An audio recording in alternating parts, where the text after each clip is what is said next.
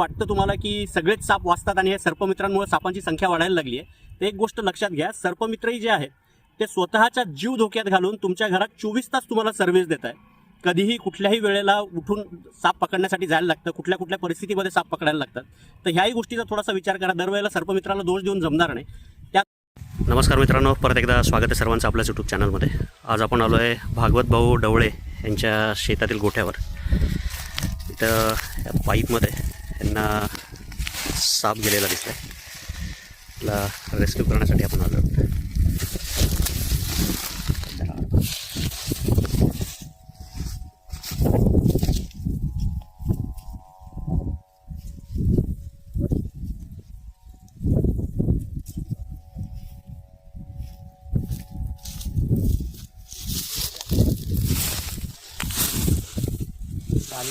हा, अलीकडच्या पहा पहिले. त्या वरच्या का ह्या खालच्या? खालच्या अलीकडे. हा, त्याच्यात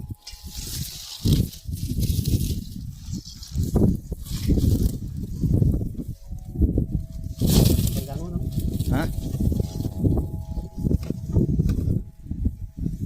टाका थोडं बाजूला. आहे का? हो, आवाज यायला लागला त्यातून.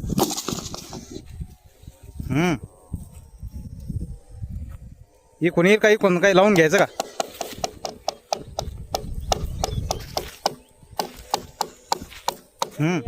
हा, हे कोणता येईल ना तो.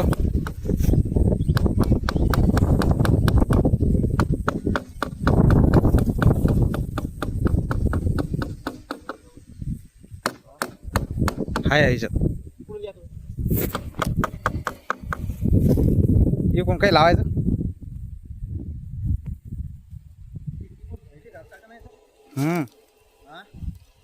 नाही तुम्ही या इकडून पाईपवर उचला. घाबरू नका. पाईप असं उचला जो या, वरी या थोडं. वरी उचला वरी या थोडं मागे घ्या. नाही चला तुम्ही घ्या, काही टेन्शन नका घेऊ. काही नाही दादा, तुम्ही या एक मिनिट इकडे. दोन हा नाही पडायचं नाही तुम्हाला. काळ्यावरात घेऊन येतं तिकडं. नाही त्याला फक्त दगड लावायचे. 2 दगड द्या फक्त. एक हो हो. केवढा लेख घेऊ. ते एक पण हा बस झाला.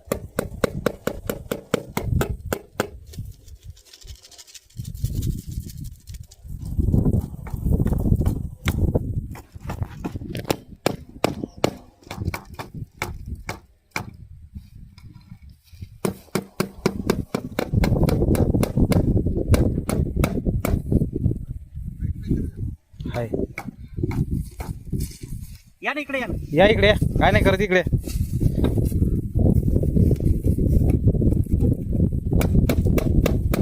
काळ्यावरात घेतला असता नाही तिकडे. या इकडे या. काळ्यावरात घेऊन येतं. काळ्यावरात घेऊन थांबा, राहू द्या. काय होत कुठं लावायचं म्हणजे पिशवीला.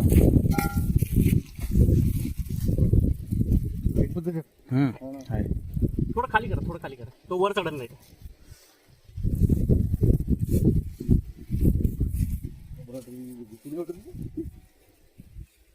काका तुम्हाला माहिती नाही म्हणून भीती वाटते, नाही का असं घाबरण्यासारखं काही नसतं.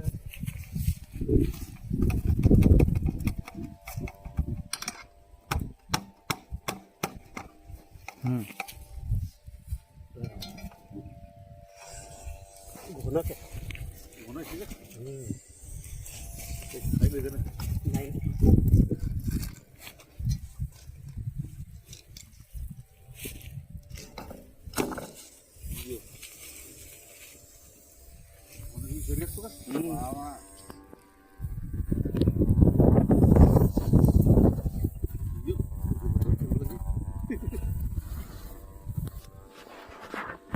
बस करू पण.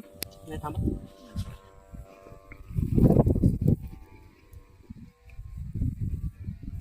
घोणा जातीचा विषारी साप आहे. रसल स्वायपर इंग्लिश नाव. झालाय सुरक्षित रेस्क्यू.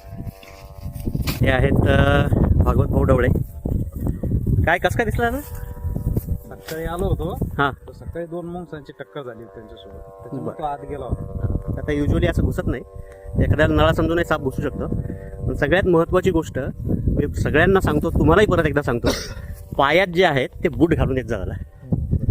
साप समोर असल्यानंतर कधीच चावत नाही. म्हणजे एक म्हण आहे, जो साप तुम्हाला दिसतो तो तुम्हाला कधीच चावत नाही. मग चावतो कोणता? जो आपल्याला दिसला नाही, आपण चुकून त्याच्या अंगावर पाय दिला, त्यावेळेला साप 100% चावतो. मग त्याच्यासाठी साप पायात जर बूट असतील, जरी एखाद्याच्या चुकून त्याच्या अंगावर जरी पाय पडला तर सर्पदंश आपल्याला होणार नाही. आणि एवढ्यावर जर साप चावला तर माणसाचा जीव 100% असतो. आपण दवाखान्यात लवकर पोहोचलं पाहिजे. ठीक आहे. तर ह्या गोष्टींची काळजी घ्या. शेतीचं जे सामान पडलेलं असतं ते डायरेक्ट कुठलं उचलू नका. बऱ्याच वेळेला साप त्याच्यातही लपून बसतात आणि धक्का लागला तर चावायची भीती असते. तर ह्या छोट्या छोट्या गोष्टी आहेत, ज्याची काळजी घेतली तर ऑटोमॅटिक आपले सगळे धोके जे आहेत ते टळतील. ठीक आहे. काळजी घ्या, सुरक्षित राहा. धन्यवाद. हाय मित्रांनो, आता भागवत भाऊ ढवळे यांच्या शेतात पाईपमध्ये बसलेल्या घोणस सापाला आपण आता रेस्क्यू केलं आहे. आज सगळ्यात महत्त्वाचं थोडंसं मला सगळ्या माझ्या व्ह्युअर्सशी बोलायचं आहे. जेवढे लोक महाराष्ट्रातले म्हणा किंवा भारतातले माझे व्हिडिओज बघतात यूट्यूबला, फेसबुकला, तर त्यांना मला सांगायचं, म्हणजे असे खूप सारे निगेटिव्ह कमेंट येतात. खूप सारे सध्या सोशल मीडियावर घोणस सापाबद्दल एक मेसेज फिरतो आहे की महाराष्ट्रावर घोणस संकट म्हणून. तर त्यातला एक आता जो रिसेंटली आलेला कमेंट आहे त्यामध्ये त्यांनी दिलं आहे की घोणस साप कधीही जिवंत ठेवू नका, उपचाराचा खर्च साधारण 8 ते 10 लाख रुपये येतो. तर सगळ्यात पहिले मी हे सांगेन की सरकारी दवाखान्यामध्ये विषारी सापाच्या दंशावरचे जे इलाज आहेत ते 100% मोफत होतात. त्याच्यामुळे 8 ते 10 लाख रुपये खर्च येतो हे जे काही सांगणं आहे ते एकदम चुकीचं आहे. त्यानंतर दर 6 महिन्याला घोणस साप 50 ते 60 पिल्लांना जन्म देतो. म्हणजे वर्षभरात जवळपास 100 ते 120च्या आसपास त्याची पिल्लं होतात. हे एकाने कमेंटमध्ये टाकलं आहे. तर हे पण एकदम चुकीचं आहे. कारण घोणस साप जो आहे तो वर्षातनं फक्त एकदा मिलन करतो. थंडीच्या दिवसामध्ये यांचा मिलन काळ असतो, त्यावेळेला सगळ्यात मोठ्या प्रमाणात घोणस आपल्याला बाहेर दिसतात. युजली वर्षभर तुम्हाला घोणस कधी दिसणार नाही, पण थंडीचा सीझन चालू झाल्यानंतर म्हणजे नोव्हेंबरपासून ते जवळपास जानेवारी फेब्रुवारीपर्यंत हे साप मोठ्या प्रमाणात दिसून येतात. आणि 50 ते 60 पिल्लांना जन्म घालतो. आता ह्यामध्ये ही जी एकदम मॅक्सिमम झाली आहे फिगर जी आहे ती युजली 10 ते 12पासून ते 50 ते 60पर्यंत ह्या पिल्लांचा जन्म होतो. तर त्यात जो एकदम वयस्क झालेला साप आहे त्याच्या पिल्लांची संख्या तेवढी असू शकते, पण युजली ती एवढी दरवेळेस नसते. आणि एक साधी गोष्ट आहे की जेवढा जास्त जन्मदर आहे तेवढाच जास्त मृत्यूदर पण असतो. कारण आता ह्यांनी जर 50-60 पिल्लं जरी दिले तर मोठ्या मुश्किलीने शेवटपर्यंत वयस्क होईपर्यंत ह्याच्यातले 1 किंवा 2 पिल्लं जगतात. कारण पिल्लं असल्यानंतर जे साधे पक्षी आहेत त्यात म्हणजे आता पर्टिक्युलरली नाव घ्यायचं झालं तर भारद्वाज जो पक्षी आहे, ग्रेटर कोकल, त्यानंतर इवन जे बाबलर जे आहेत, हे सगळे पक्षी ह्या सगळ्या सापांच्या पिल्लांना खातात. कोंबड्यासुद्धा सापांच्या पिल्लांना खाताना बघितलेलं आहे. तर मोठ्या मुश्किलीने ह्याच्यातले 1 किंवा 2 पिल्लं वयस्कर होईपर्यंत जगतात. म्हणजे दरवर्षी 100 पिल्लं हे जे काही लोकांच्या मनातलं जे आहे तर हे अतिशय चुकीचं आहे. म्हणजे हे कोण शास्त्रज्ञ ज्यांनी हा मेसेज टाकला आहे मला ह्याचा अंदाजा नाही. थोडासा त्यांनी ह्या सगळ्या गोष्टींचा अभ्यास करायला पाहिजे. कारण सोशल मीडियावर 90% लोक सक्रिय असतात आणि असे सगळे मेसेजेस वाचून अननेसेसरी लोकांच्या मनामध्ये भीती निर्माण होते. त्यात परत अजून असं लिहिलेलं आहे की 80% लोक जे आहेत घोणस चावलेले ते मरतात. तर ही सुद्धा एकदम चुकीची माहिती दिलेली आहे. कारण सर्पदंश झालेल्या आत्तापर्यंतच्या जेवढ्या आपण जर फिगर्स जर सगळ्या बघितल्या तर भारतामध्ये दर वर्षाला 50 ते 60 हजार सर्पदंशाने मृत्यू होतात. म्हणजे जर एक ओव्हरऑल आपण जर तसं कॅल्क्युलेशन जर केलं तर जवळपास असं म्हणता येईल की एक 6 ते 7 लाख लोकांना सर्पदंश होतो. त्यातले 50 ते 60 हजार लोक मरतात. म्हणजे वाचायचा जो काही दर आहे तो जवळपास 90%च्या वर आहे. माणूस 100% वाचतो. प्रायर आपण फक्त दवाखान्यात पोहोचलं पाहिजे. काही केसेसमध्ये असं होतं की पर्टिक्युलरली ज्या माणसाला सर्पदंश झालेला आहे त्याची बॉडी त्या लेवलला रिस्पॉन्ड करत नाही, किंवा मे बी एखाद्या वेळेला त्यांना अजून काही व्याधी असू शकतात ज्यामध्ये पर्टिक्युलरली आपण जर विचार केला तर त्यामध्ये सगळ्यात महत्त्वाचं म्हणजे जर ब्लड प्रेशरचा, बीपीचा जर त्रास असेल, शुगरचा जर त्रास असेल तर अशा पेशंटच्या केसमध्ये ह्या केसेस होऊ शकतात की ज्यामध्ये मृत्यू होतो. आणि साप चावला आहे ह्या भीतीनेच अर्ध्या लोकांचा जीव जो आहे तो अर्धा तिथंच संपलेला असतो. त्यामुळे सापाच्या दंशानेच माणूस मरतो, म्हणजे ह्याच्या विषामुळं मरतो असं नाही आहे. खूप सारे लोक जे आहेत, ज्या बऱ्याचशा लोकांना, आता त्याच्यातले 10% लोक असे असतात ज्यांना बिनविषारी साप चावलेला असतो, पण साप चावला ह्या भीतीनेच ती माणसं हार्ट अटॅकने मरतात. तर ही एक गोष्ट लक्षात घेणं जास्त जरुरी आहे. आणि एक ओव्हरऑल जे म्हणजे आता मी सांगतोय जे मेसेजेस असे जे चुकीचे जे फिरत आहेत, खूप सारे जे निगेटिव्ह कमेंट येत आहेत की सर्पमित्र जे आहेत त्याच्यामुळे सापांची संख्या वाढायला लागली आहे. तर आता वैयक्तिक माझं जर सांगायचं झालं तर मी गेल्या 32 वर्षांपासून सापांसाठी काम करतोय. तर जसे जसे वर्ष एक एक होत जात आहेत तसे तसं जी रेस्क्यूची जी संख्या आहे ती कमी होत जाते. आणि प्रत्येक ठिकाणी साप पकडण्यासाठी आम्हाला बोलवलं जातं. ह्यात जर आपण जर बघितलं तर 100 साप जर रेस्क्यू होत असतील तर त्यातले 50% साप जे आहेत ते असे असतात की जे लोक मारायचा प्रयत्न करतात, त्यांच्याकडनं मारल्या जात नाहीत म्हणून आम्हाला बोलवतात.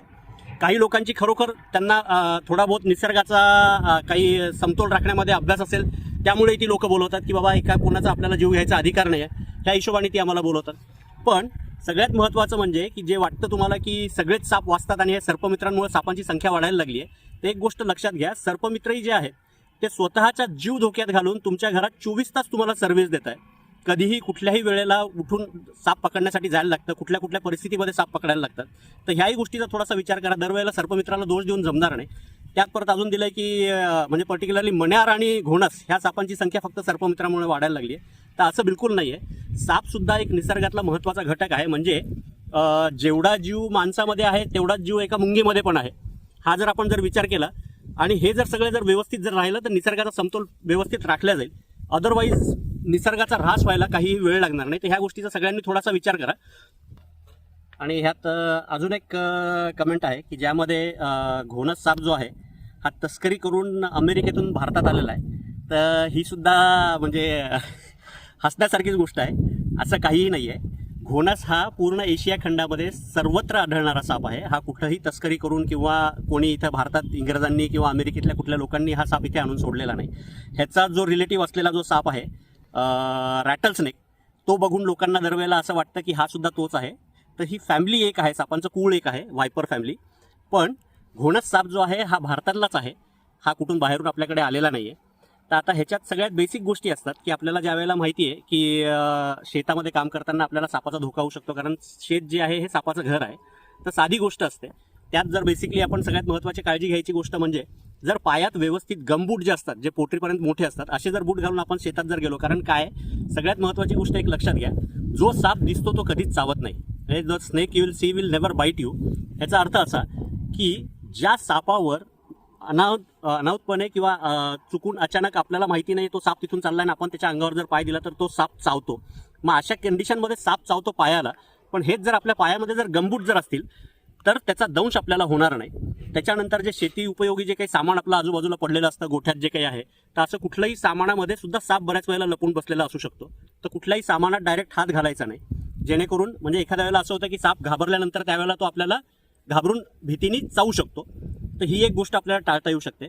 आणि पर्टिक्युलरली आता घोणस सापाचं सांगायचं झालं तर घोणस साप जिथे कुठे आहे त्याच्या 10 फूट आसपासमध्ये जर माणसाचा त्याला जर जाणवला माणूस तिथे आहे म्हणून, तर तो इमिडिएटली कुकरच्या शिट्टीसारखा जोरात आवाज करायला लागतो. तर ह्याच्यावरनं सुद्धा अंदाजा येतो आपल्याला की तिथे साप आहे म्हणून. तर ह्या गोष्टींकडेही थोडंसं लक्ष दिलं पाहिजे. म्हणजे आता शेवटी कितीही जरी काही झालं तरी हा सुद्धा एक अपघातच आहे.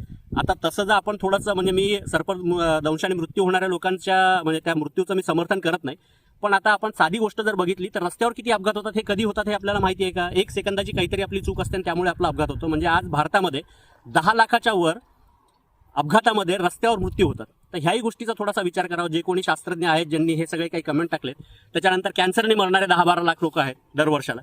तर ह्याही गोष्टीचा थोडासा विचार करावा. कुठल्याही जीवाच्या त्याच्या जीवावर उठून आपल्याला त्याचं सोल्युशन मिळणार नाही, पण त्याच्यापासून आपल्याला वाचायचं कसं. आणि आता जसं मी तुम्हाला आधी सांगितलं की दिवसेंदिवस जी आहे ती सापांची संख्या खरोखर कमी होत चालली आहे. कारण हा माझा स्वतःचा वैयक्तिक अनुभव आहे. असेच जे माझ्यासारखे काम करणारे सर्पमित्र आहेत, ही गोष्ट त्यांनाही खूप चांगली माहिती आहे की जे रेस्क्यूचं जे प्रमाण आहे, जे म्हणजे आता पूर्वी असं व्हायचं की ज्यावेळेला पर्टिक्युलरली पावसाचा सीझन असायचा त्यावेळेला एका दिवसामध्ये 15-15, 16-16 साप मी स्वतः रेस्क्यू केलेले आहेत. ते आता मोठ्या मुश्किलीने 4 ते 5च्या आसपास आलेले आहेत. तर ह्या सगळ्या गोष्टींचा सगळ्यांनी थोडासा विचार करावा. आणि अशा कुठल्याही सोशल मीडियावरच्या ज्या काही बातम्या आहेत त्याच्यावर विश्वास ठेवून आपणही असा कुठला निगेटिव्ह विचार करू नका, हेच माझं सांगणं आहे. आणि युजली एवढ्यावर जर सर्पदंश झाला तर हे दरवेळेस मी सांगतच असतो माझ्या प्रत्येक व्हिडिओमध्ये, तर सरळ सरकारी दवाखाना गाठा. तिथे ह्याच्या विष प्रतिरोधक जे आहे ASV हे तिथे अवेलेबल असतं आणि माणसाचा जीव 100% वाचतो. फक्त ह्या गोष्टींची काळजी घ्या आणि सुरक्षित राहा. आताचा रेस्क्यू केलेला घोणस साप, शेवाळी रंगाचा, अंगावर काळे मोठे ठिपके, ही ह्या सापाची ओळख. चिडल्यानंतर कुकरच्या शिट्टीसारखा जोरात आवाज करतो आणि जवळपास 3 ते 4 फुटापर्यंत उडी मारून हा साप चावू शकतो. त्याच्यामुळं जिथून कुठे आपल्याला वावरताना कुकरच्या शिट्टीसारखा जर आवाज आला तर तिथून तात्काळ दूर सरका, जेणेकरून कुठली दुर्घटना घडणार नाही. जर सांगितलेली माहिती जे काही मी आत्तापर्यंत बोललो आहे हे जर सगळं जर आवडलं असेल तर लाईक करा. चॅनलला अजून सबस्क्राईब केलं नसेल तर सबस्क्राईब करा आणि कमेंट करायला विसरू नका. धन्यवाद.